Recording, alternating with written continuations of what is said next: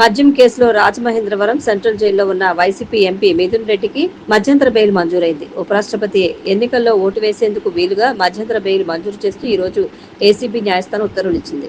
ఈ నెల 9న రాష్ట్రపతి ఎన్నికల్లో ఓటు వేసి 11వ తేదీన తిరిగి జైలుకు రావాలని ఏసీబీ న్యాయస్థానం ఆదేశించింది. రాజమహేంద్రవరం గోదావరి గట్టున ఉన్న ఇసుక ర్యాంపు వద్ద వినాయక నిమజ్జనాల దృష్ట్యా ఈ రోజు మధ్యాహ్నం నుంచి రేపు ఉదయం 5 గంటల వరకు గోదావరి గట్టు రోడ్డులోకి వచ్చే వాహనాలను దారి మళ్లిస్తున్నట్లు ఎస్పీడీ నరసింహకిషోర్ ప్రకటించారు.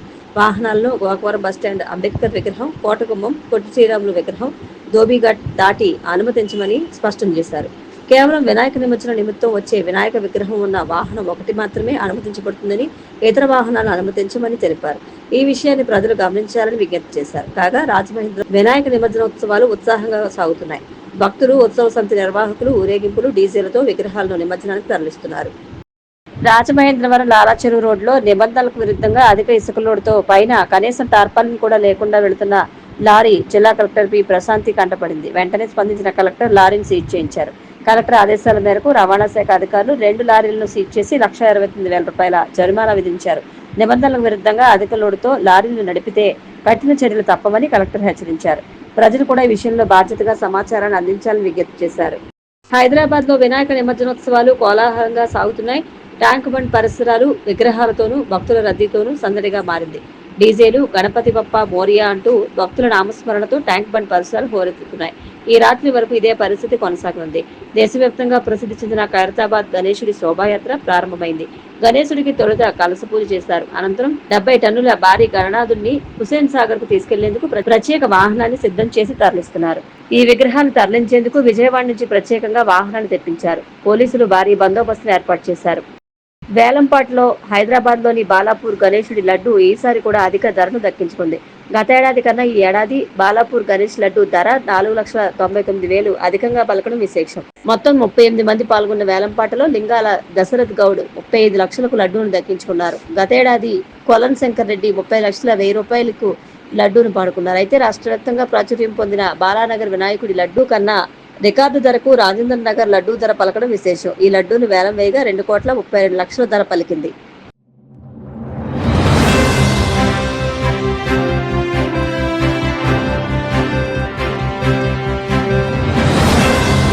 నమస్కారం. సిసిసి డిజిటల్ 2:30 PM న్యూస్ కు స్వాగతం. ముందుగా ముఖ్యాంశాలు. రాష్ట్రంలో గంజాయి, మత్తు పదార్థాల సరఫరా నియంత్రణకు మంత్రివర్గ ఉపసంఘం నిర్ణయం. ఈగల్ ఐజీ ఐకే రవికృష్ణకు పలు కీలక సూచనలు. రాష్ట్రంలో రైతాంగానికి అన్యాయం జరుగుతుందని జగన్, వైసీపీ నేతలు తప్పుడు ప్రచారం చేస్తున్నారు. నిప్పులు చెరిగిన ఎంపీ కలిశెట్టి అప్పలనాయుడు. సీఎం చంద్రబాబు అధ్యక్షతన జరిగిన సమావేశంలో పలు కీలక నిర్ణయాలకు కేబినెట్ ఆమోదం. వివరాలు మీడియాకు వెల్లడించిన మంత్రి పార్థసారథి. తిరుమల శ్రీవారిని దర్శించుకున్న సినీ నటి శ్వేతా పర్షార్. ఆలయ మర్యాదలతో స్వాగతం పలికిన అధికారులు. రాష్ట్రంలో గంజాయి, మత్తు పదార్థాల సరఫరా నెట్వర్క్ ఆర్థిక మూలాలపై దెబ్బకొట్టి నియంత్రించాలని మంత్రివర్గ ఉపసంఘం నిర్ణయం తీసుకుంది. ఈ మేరకు ఈగల్ ఐజీ ఆకే రవికృష్ణకు పలు కీలక సూచనలు చేసింది. ఉండవల్లిలోని ముఖ్యమంత్రి క్యాంప్ కార్యాలయంలో హోంమంత్రి వంగల్పూడి అనిత నేతృత్వంలో మంత్రులు లోకేష్, కొల్లు రవీంద్ర, సత్యకుమార్, గుమ్మడి సంధ్యారాణితో కూడిన కమిటీ సమావేశమైంది.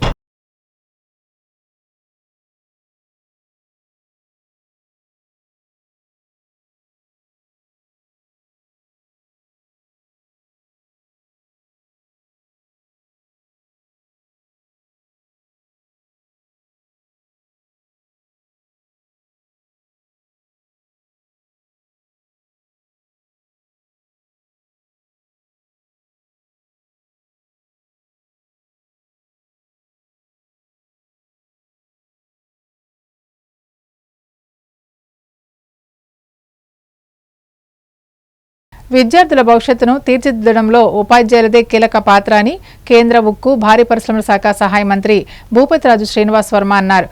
పశ్చిమ గోదావరి జిల్లా భీమవరంలోని ఆయన నివాసం వద్ద రక్షాదళ ఆధ్వర్యంలో నిర్వహించిన గురు పూజోత్సవ వేడుకల్లో ఆయన పాల్గొన్నారు. ఈ సందర్భంగా డాక్టర్ సర్వేపల్లి రాధాకృష్ణన్ జయంతిని పురస్కరించుకుని ఆయన చిత్రపటానికి కేంద్ర మంత్రి శ్రీనివాస్ వర్మ, ఉమ్మడి పశ్చిమ గోదావరి జిల్లా జనసేన పార్టీ అధ్యక్షులు కొట్టుకిలపూడి గోవిందరావు పూలమాల వేసి ఘనంగా నివాళులర్పించారు. అనంతరం పలువురు ఉపాధ్యాయులకు పండ్లు, వస్త్రాలు అందజేసి శాలువాతో సత్కరించారు.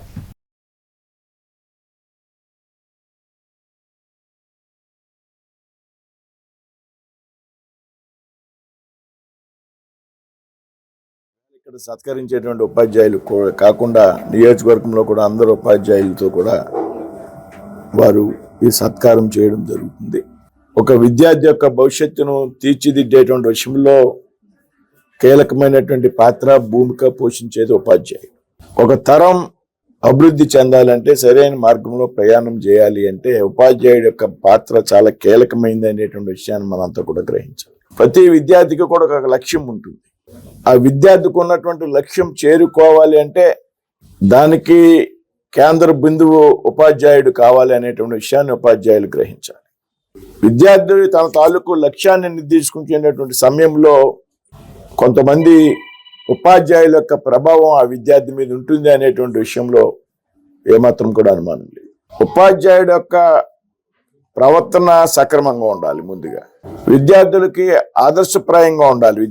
ఉపాధ్యాయుడి యొక్క ప్రవర్తన ప్రతి విద్యార్థికి కూడా గుర్తుంచుకునేటువంటి ఉపాధ్యాయులు కొందరు ఉంటారు. ఈవేళ ప్రపంచంలో ఎవరైనా ఏ స్థాయికి చేరినా ప్రతి ఒక్కరూ చెప్పేది, నేను ప్రాథమిక పాఠశాలలో ఉండగా, నేను ఉన్నత పాఠశాలలో ఉండగా, లేకపోతే నేను ఫలానా కళాశాలలో ఉండగా ఫలానా టీచర్ తాలూకు, ఫలానా ఉపాధ్యాయుడి తాలూకు ప్రభావం నా మీద ఉన్నది, వారి కారణంగానే నేను ఈరోజు ఈ స్థాయికి చేరుకున్నాను అనేటువంటి విషయం చెప్తూ ఉంటాను. దీన్ని బట్టి ఉపాధ్యాయుడి యొక్క పాత్ర ఏదైతే ఉందో చాలా పవిత్రమైంది. వృత్తులు అనేకం ఉంటాయి, అనేక ఉద్యోగాలు కూడా ఉంటాయి రకరకాల రంగాల్లో. కానీ ఒక మంచి అనుభూతిని మిగిల్చేటువంటి వృత్తి ఉపాధ్యాయుడు అనేటువంటి విషయం కూడా ఉపాధ్యాయులు గుర్తుపెట్టుకో. మీరు మీ దగ్గర శిక్షణ పొందినటువంటి విద్యార్థులు సమాజంలో ఉత్తమమైనటువంటి అధికారులుగా, అలాగే చాలా ప్రముఖులుగా స్థిరపడినప్పుడు, నేను మీ విద్యార్థిని అని వారు మీ దగ్గరకు వచ్చి చెప్పుకున్నప్పుడు, లేకపోతే బయట సమాజంలో చెప్పుకునేటప్పుడు మీరు పొందేటువంటి ఆనందం వర్ణాతీతం. కాబట్టి ఉపాధ్యాయులంతా కూడా విద్యార్థులను హక్కును చేర్చుకోవాలి. ఒక విద్యార్థి యొక్క భవిష్యత్తును తీర్చిదిద్దేటువంటి విషయంలో తల్లిదండ్రుల కన్నా కూడా ఎక్కువ పాత్ర పోషించేది ఉపాధ్యాయులు. కాబట్టి ఈవేళ ఎవరైతే సత్కరింపబడ్డటువంటి ఉపాధ్యాయులు ఉన్నారో, అదేవిధంగా మిగతా అందరూ ఉపాధ్యాయులు కూడా ఏదైతే డాక్టర్ సర్వేపల్లి రాధాకృష్ణన్ గారి జయంతిని మనం ఉపాధ్యాయ దినోత్సవంగా జరుపుకోవడం జరుగుతుంది సెప్టెంబర్ 5ని. ఈ ఉపాధ్యాయ దినోత్సవం సందర్భంగా ఉపాధ్యాయులు అందరూ కూడా తమ యొక్క బాధ్యతని ఒకసారి గుర్తు చేసుకోవాలి. తమ యొక్క బాధ్యతని ఈవేళ గుర్తు తెచ్చుకుని మరి రాబోయేటువంటి రోజుల్లో వృత్తి ధర్మంలో మరింత ఉన్నతమైనటువంటి ఆశయాలతో పనిచేస్తారని ఆశిస్తున్నాను. రాష్ట్రంలో రైతాంగానికి అన్యాయం జరుగుతుందని మాజీ సీఎం జగన్, వైసీపీ నాయకులు తప్పుడు ప్రచారం చేస్తున్నారని ఎంపీ కలిశెట్టి అప్పలనాయుడు ధ్వజమెత్తారు. ఈ నెల 9న రైతుల కోసం వైసీపీ నేతలు నిరసన కార్యక్రమాలు చేస్తున్నామంటున్నారని, వారంతా రైతులను మోసం చేసిన జగన్ ఇంటి దగ్గర నిరసన చేపట్టాలని అన్నారు.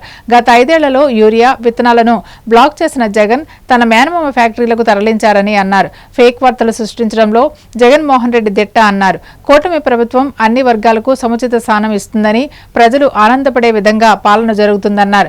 వైసీపీ ప్రభుత్వం ఉత్తరాంధ్రను పూర్తిగా నిర్లక్ష్యం చేసిందని, వైసీపీ నాయకుల మాటలు దెయ్యాలు వేదాలు వల్లిస్తున్నట్లుగా ఉన్నాయని దుయ్యబట్టారు. చంద్రబాబు నాయుడు గారు సూచన మేరకు ఇమీడియట్ గా యూరియాని ఇవ్వడం జరిగింది. అందరికి అందుబాటులో ఉంది, ఎక్కడ ఎటువంటి ఇబ్బంది కలగలేదు. కానీ ఇబ్బంది ఉన్నట్లు సృష్టించే ప్రయత్నం చేస్తున్నారు. దానిని ప్రజలు గమనిస్తున్న విషయాన్ని కూడా తెలియజేసుకుంటాను. ఒక ఫేక్ న్యూస్ సృష్టించి, ఒక ఫేక్ ప్రోగ్రెస్ ని సృష్టించి ఏదో జరిగిపోతుందండి. ఎందుకంటే వీళ్ళకి కడుపు అంటే ఓ పక్క ఐటీ హబ్ గా మనకి ఉత్తరాంధ్రకి విశాఖ నగరాన్ని ఎంపిక చేసుకొని ఇటు చంద్రబాబు నాయుడు గారు, పవన్ కళ్యాణ్ గారు, బీజేపీ నాయకత్వం, నారా లోకేష్ గారు, ఐటీ మంత్రి గారు వీళ్ళందరూ ఒక మంచి ఆలోచనతో ఉత్తరాంధ్రకి మంచి ఆర్థిక రాజధానిగా పరిపుష్టిగా ఇవ్వాలని ఒక ఐటీ హబ్ ని ప్రారంభం చేసి ఒక రకమైన ఆలోచన ముందుకెళ్తున్న తరుణంలో డైవర్షన్ చేయడానికి ఒక ఆలోచన, ఒక ఉత్తరాంధ్రే కాదు, రాయలసీమ అవ్వచ్చు, కోస్తాంధ్ర అవ్వచ్చు, అన్ని ప్రాంతాల్లో కూడా అన్ని రకాల అభివృద్ధి చేయాలని వాళ్ళు ప్రయత్నం చేస్తున్నప్పుడు ఈ చేస్తున్న ప్రయత్నం కూడా చూడాలి. మేము మొన్ననే యూరియా కూడా కొత్త లేకుండా మనకు రావడం జరిగింది. ప్రతి ఒక్కరు కూడా చెప్పాం, ఛాలెంజ్ కూడా చేస్తాం.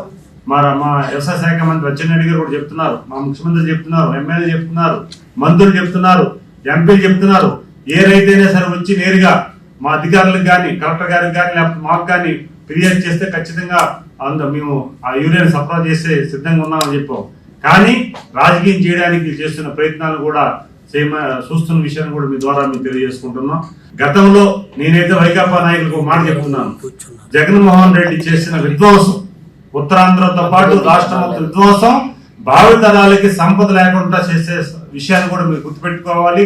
అదే సమయంలో ఆయన దోపిడీకి, ఆయన మనోభావాలు, ఉద్యోగ వర్గాలు కానీ, లేకపోతే రాజకీయ వర్గాలు కానీ, వ్యాపార వర్గాలు కానీ, లేకపోతే మంచి ఒక ఉన్నతమైన కుటుంబాల మనోభావాలు కూడా దెబ్బతీసే వ్యవహరించారు. అందుకే ఇప్పటికైనా పదవి పోనా సరే ఆయన జ్ఞానోదయం కలగలేదు. ఇప్పటికి కూడా ప్రజలతో ఎలాగుండాలని కూడా ఆలోచన లేదు.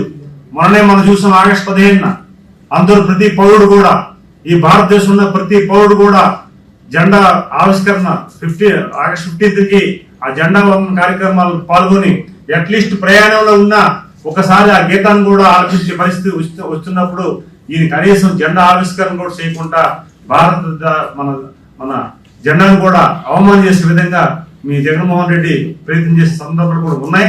అందుకే ఎలాంటి జ్ఞానోదయం కలిగించి అది బుద్ధి కలిగే విధంగా మీరు ఆ ప్యాలెస్, తాడేపల్లి ప్యాలెస్ లో ఆ ధర్నా కార్యక్రమం ఏదో రేపు ఈ నెల 9వ తారీఖు ప్రకటించారు, అక్కడ చేయండి. ఆయనకు వస్తే, ఎందుకంటే ఈ ఏడాదిలో గౌరవంగా ఈ రోజు భారతదేశంలోనే ఒక నెంబర్ 3లో పొజిషన్ ఉన్న ముఖ్యమంత్రి చంద్రబాబు నాయుడు గారు. అలాంటి సందర్భాల్లో కేంద్ర ప్రభుత్వ సహాయ సహకారాలతో పాటు, ఈ రోజు ప్రజల సహాయ సహకారాలతో పాటు ఒక రాష్ట్రాన్ని అట్టడుగుకున్న రాష్ట్రాన్ని ముందు తీసుకెళ్లాలని ఆయన ప్రయత్నం చేస్తున్నప్పుడు ఆయన అడ్డగోలుగా ఒక రకమైన భయాందోళన సృష్టించడానికి ప్రజల్ని తప్పుగా పట్టించి చేస్తున్న ప్రయత్నాల్ని మీ జగన్మోహన్ రెడ్డి, ఎందుకంటే బెంగళూరుకి తాడేపల్లికి షెడ్ సర్వీస్ చేస్తున్నాడు. లేకపోతే ఎక్కడో వీలుంటే ఆ రోజు 9వ తారీఖున తాడేపల్లి చేయండి, లేకపోతే బెంగళూరు చేయండి. కానీ నిరసన కార్యక్రమం చేయడానికి ప్రజలు ఎవరు మద్దతు తెలపరు. మీరు ఆత్మ పరిశీలన చేసుకోవాలి ఎప్పటికైనా సరే. ఎందుకంటే రాష్ట్రం రాజకీయాలు చేయవలసిన అవసరం ఎలక్షన్ లో చేసుకుందరు, కానీ డెవలప్మెంట్ విషయంలో కూడా ప్రతిదీ కూడా రాజకీయం చేయాలని ఆలోచన చేస్తే ప్రజలు విస్మరించాలనే విషయాన్ని కూడా గమనించుకోవాలి. ప్రతి ఒక్కరు గమనిస్తున్నారు. కానీ ఇప్పుడు ఏదో రైతులకి అండగా ఉంటాం, రైతు సంబంధించి అన్యాయం జరిగిపోతుందని ఏదో నాయకులు మాట్లాడుతున్నారు. ఎవరైతే నాయకులు మాట్లాడుతున్నారో నేను చెప్తున్నాను అన్నమాట, ఉత్తరాంధ్ర 5 సంవత్సరాలని పూర్తి నిర్వీర్యం చేసి, ఉత్తరాంధ్రకు సంబంధించిన మనోభావాలు దెబ్బతీసి, ఉత్తరాంధ్రలో ఉన్న ఎప్పుడో సాంప్రదాయంగా వచ్చే ప్రతి విషయంలో కూడా ఇన్వాల్వ్ అయ్యి వాళ్ళ ఆటంకం పడే సందర్భాలు కూడా మీకు తెలుసు. ప్రెస్ ముందుకు వచ్చి, లేకపోతే ప్రజల ముందుకు వచ్చి మేము ఏదో అన్యాయం జరిగిపోతుంది ఏడాది అని చెప్పేసి చెప్తుంటే దయ్యాలు భేదాలు వాదిస్తున్నట్లు కనిపిస్తుంది. ఖచ్చితంగా ప్రజానీకం ఏదైతే ఎన్డీఏ కూటమికి భారీ మెజార్టీ ఇచ్చి బాధ్యత ఇచ్చిందో ఆ బాధ్యత ప్రకారంగా ఈ రోజు ప్రభుత్వం ఉన్న ప్రతి ఒక్కరు కూడా అదే బాధ్యత. రాష్ట్రంలోని ప్రజలందరికీ ఆరోగ్య భరోసా కల్పించేలా మంత్రివర్గం కీలక నిర్ణయం తీసుకుంది. ఆయుష్మాన్ భారత్ ఎన్టీఆర్ వైద్య సేవ పథకం కింద తీసుకొచ్చిన యూనివర్సల్ హెల్త్ పాలసీకి కేబినెట్ ఆమోదముద్ర వేసింది. అమరావతి సచివాలయంలో ముఖ్యమంత్రి చంద్రబాబు అధ్యక్షతన జరిగిన కేబినెట్ సమావేశంలో ఈ కీలక నిర్ణయం తీసుకున్నారు. హైబ్రిడ్ విధానంలో అమలు చేసే యూనివర్సల్ హెల్త్ పాలసీ ద్వారా ఒక్కో కుటుంబానికి ఏడాదికి 25 లక్షల వరకు ఉచిత చికిత్సలు అందనున్నాయి. కేబినెట్ లో తీసుకున్న నిర్ణయాలను సమాచార శాఖ మంత్రి కొలుసు పార్థసారథి సచివాలయంలో మీడియాకు వివరించారు. హెల్త్ డిపార్ట్మెంట్ చేసిన ప్రతిపాదనను కేబినెట్ ఆమోదించడం జరిగింది.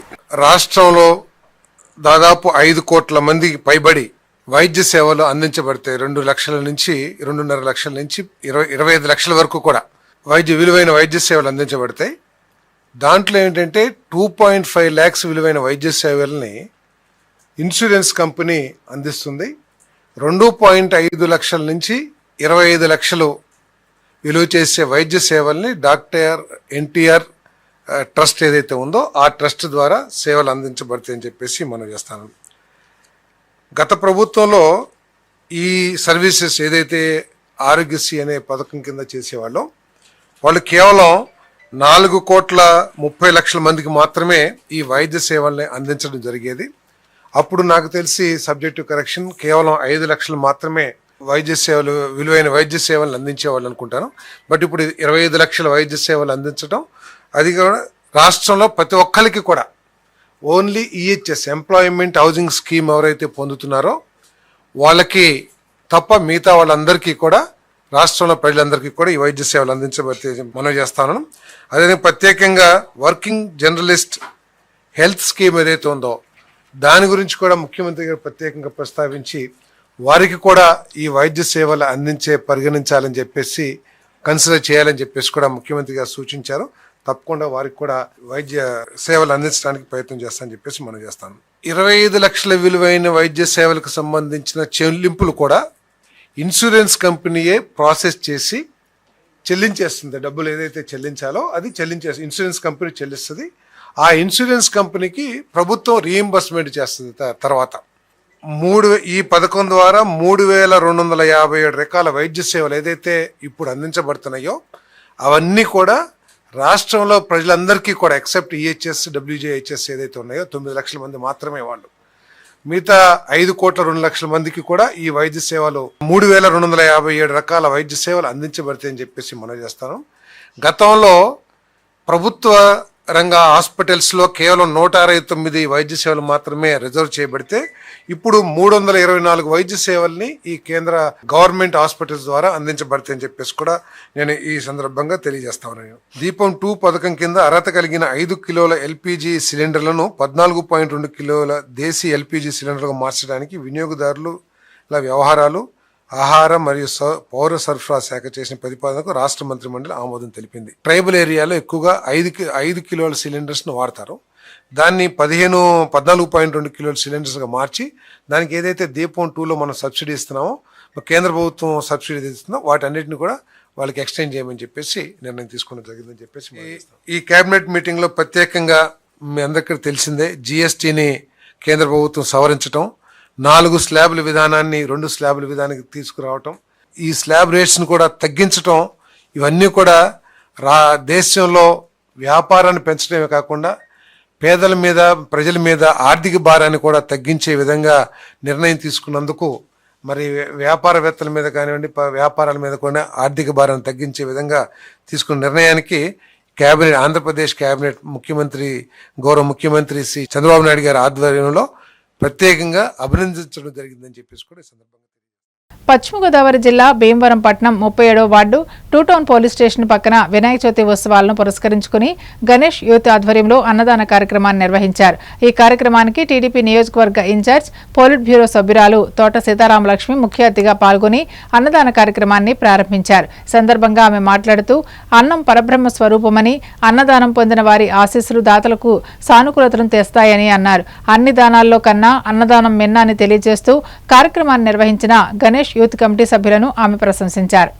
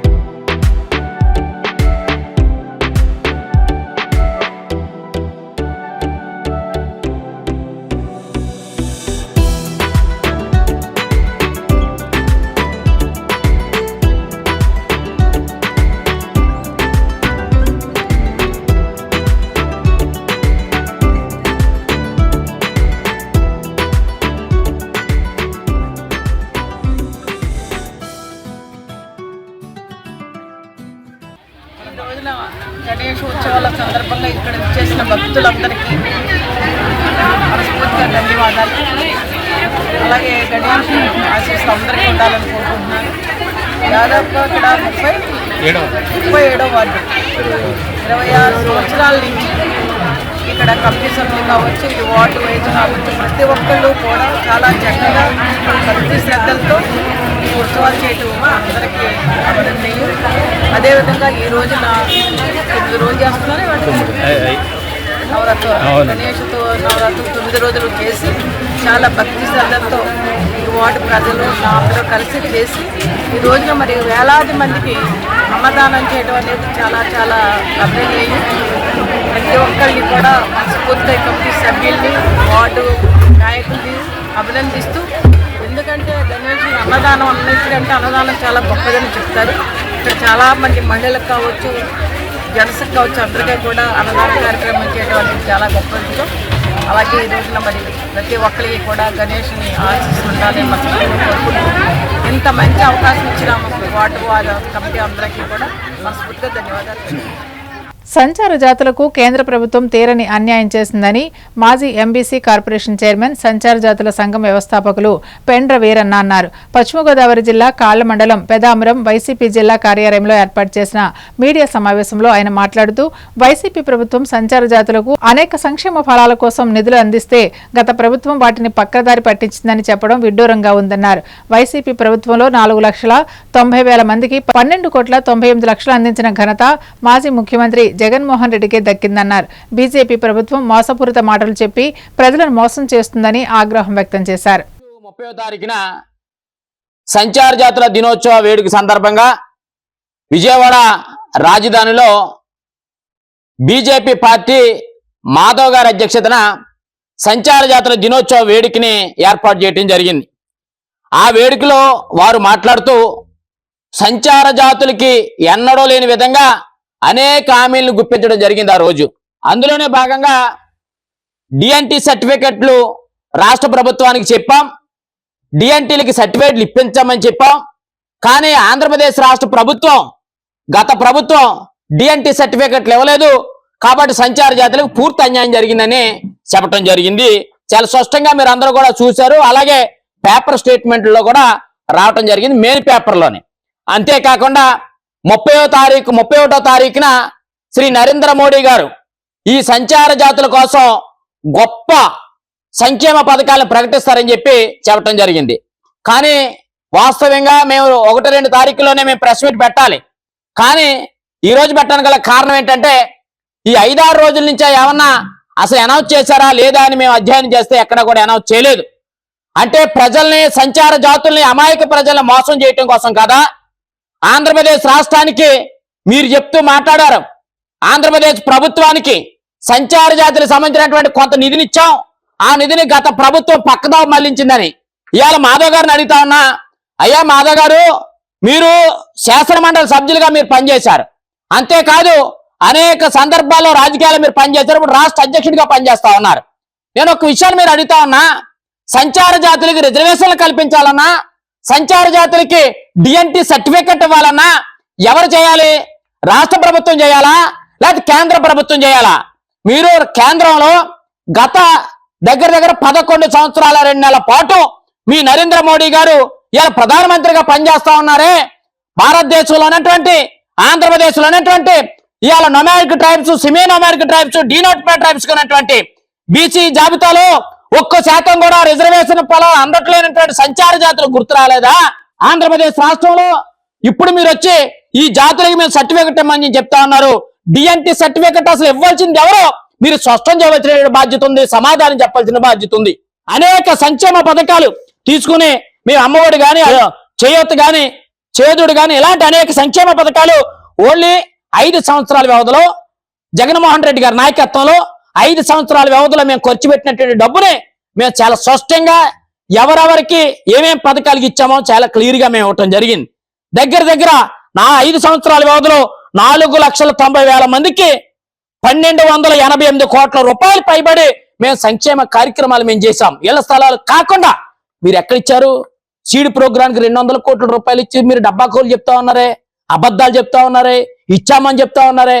మీరు చేయవలసింది సర్టిఫికెట్లు ఇవ్వాల్సింది మీరు కదా, చట్టం చేయవలసింది మీరు కదా. ఈబీసీలకి రిజర్వేషన్లు ఇవ్వటం కోసం 24 గంటలు తిరగకుండా ఎకనామికల్ బ్యాక్వర్డ్ అనే సామాజిక వర్గాలకు ఇచ్చినటువంటి మీరు ఈ సమాజంలో సంస్కృతిని, సాంప్రదాయాన్ని కాపాడేటువంటి సంచార జాతులకి రిజర్వేషన్లు ఇవ్వడానికి మీరు ఎందుకు ఎదురు రావట్లేదు? సమాధానం చెప్పాలి మాధవ్ గారు. ఇది మానేసి అబద్ధాలు చెప్తూ మోసపూరితమైన మాటలు చెప్పడం ఇది సభా మర్యాద కాదు. మీరు ఎక్కడికి రమ్మన్నా, మీరు ఎప్పుడు రమ్మన్నా, ఎక్కడైనా డిబేట్ చేయడానికి సిద్ధం. మీరు ఎక్కడిచ్చారు, ఎప్పుడు ఇచ్చారు, మీరు చెప్పింది వాస్తవం అయితే కనుక నేను మీ వెనకాల తిరగడానికి సిద్ధంగా ఉన్నాననే విషయాన్ని ఈ సందర్భంగా ఇవాళ బీజేపీ ప్రభుత్వానికి సవాల్ ఇస్తున్నా. ఉపాధ్యాయ వృత్తికి వన్నె తెచ్చిన మహోపాధ్యాయుడైన డాక్టర్ సర్వేపల్లి రాధాకృష్ణన్ జన్మదినాన్ని ఉపాధ్యాయ దినోత్సవంగా జరుపుకోవడం ఉపాధ్యాయుల అదృష్టమని మానవతా స్వచ్ఛంద సంస్థ ఉండి మండల ప్రెసిడెంట్, రాష్ట్ర ఉత్తమ ఉపాధ్యాయ అవార్డు గ్రహీత డాక్టర్ గాదిరాజు రంగరాజ్ అన్నారు. ఈ సందర్భంగా భారతరత్న సర్వేపల్లి రాధాకృష్ణ చిత్రపటానికి పూలమాల వేసి నివాళులర్పించారు. మండల కో చైర్మన్, దాత, ఎంపీటీసీ సభ్యులు దంగేటి రామలింగేశ్వరరావులు మాట్లాడుతూ గురువుల ఔన్నత్యం ప్రతి ఒక్కరూ గుర్తు చేసుకోవాలన్నారు. అనంతరం విశ్రాంత ఉపాధ్యాయులు కేవీ సత్యనారాయణ, కృష్ణమూర్తి, డాక్టర్ గాదిరాజు రంగరాజులను సత్కరించారు.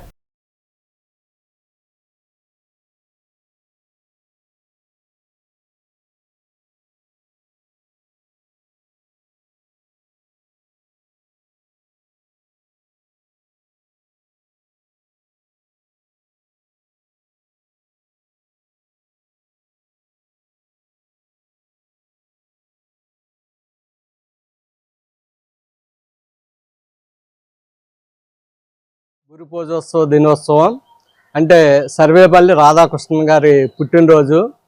దేశవ్యాప్తంగా సర్వేపల్లి రాధాకృష్ణన్ గారి పుట్టినరోజును ప్రతి ఏటా కూడా గురు పూజోత్సవంగా ఉపాధ్యాయులంతా జరుపుకుంటూ ఉంటారు.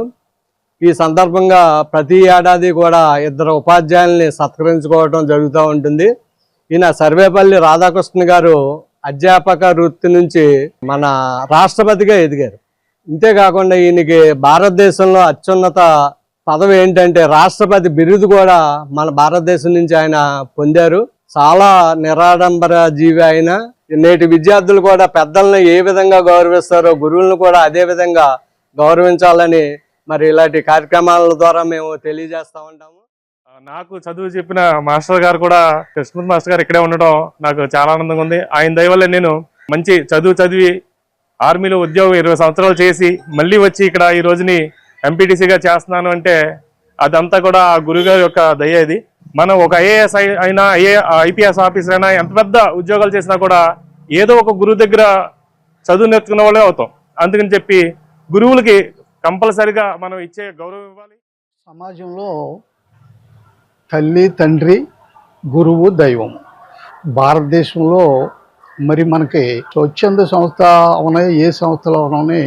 మరి రామలింగం గురించి మరి ఆయన చదువుకుని ఉద్యోగరీత్యా మరి ఆర్మీలో చేసి దేశానికి సేవ చేసి మనకి సెక్యూరిటీ, దేవుడు, తల్లి, తండ్రి, గురువు, దైవం అందరినీ కూడా మరి వాళ్ళ సెక్యూరిటీ రూపంలో వాళ్ళు కష్టపడి దేశాన్ని, ప్రజల్ని, మన అందరినీ కాపాడినందుకు, ఆయన ఉద్యోగంలో సర్వీస్ చేసినందుకు మానవతా వైస్ చైర్మన్గా నేను ఆయనకి శుభాకాంక్షలు చెప్తూ. ఉపాధ్యాయులు గౌరవించడం అనేది ఆనవాయితీ అందరూ పాటిస్తున్నారు. అట్లా పెద్దలు ఎందుకు గౌరవించడం అందరికీ ప్రత్యేక అభినందనలు తెలియపరుస్తున్నారు. గురువులు, పెద్దలు డాక్టర్ సర్వేపల్లి రాధాకృష్ణ గారి పుట్టినరోజు అండి ఈరోజు. వారి పుట్టినరోజుని మనం అందరం కూడా గురు పూజోత్సవంగా జరుపుకుంటున్నాం. ఎంతో మంది విద్యార్థులను మేధావులుగా తీర్చిదిద్ది, కలెక్టర్లుగా, ఇంజనీర్లుగా, డాక్టర్లుగా తీర్చిదిద్ది మన రాష్ట్రానికి ఒక గుర్తింపు తెచ్చిన వారు డాక్టర్ సర్వేపల్లి రాధాకృష్ణ గారు. గురుర్ బ్రహ్మ గురుర్ విష్ణు గురుదేవో మహేశ్వర గురు సాక్షాత్ పరబ్రహ్మ తస్మై శ్రీ గురువే నమః. ముందుగా మనం నమస్కరించవలసినటువంటి వారు గురువులు. అటువంటి గురువులకి ఈ రోజున గురు పూజోత్సవం రోజున మనం అందరం కూడా వారిని సత్కరించుకోవడం మన పూర్వజన్మ సుకృతంగా భావన చేసుకుని. కలియుగ ప్రత్యక్ష దైవం తిరుమల శ్రీ వెంకటేశ్వర స్వామి వారిని సినీ నటి శ్వేతా పరిషాద్ దర్శించుకున్నారు. వీఐపీ ప్రారంభ విరామ దర్శన సమయంలో స్వామివారి సేవలో పాల్గొని మొక్కులు చెల్లించుకున్నారు. దర్శనానంతరం వీరికి రంగనాయకుల మండపంలో వేద పండితులు వేదాశీర్వచనం అందించగా ఆలయ అధికారులు స్వామివారి తీర్థప్రసాదాలు అందజేసి పట్టు వస్త్రంతో సత్కరించారు.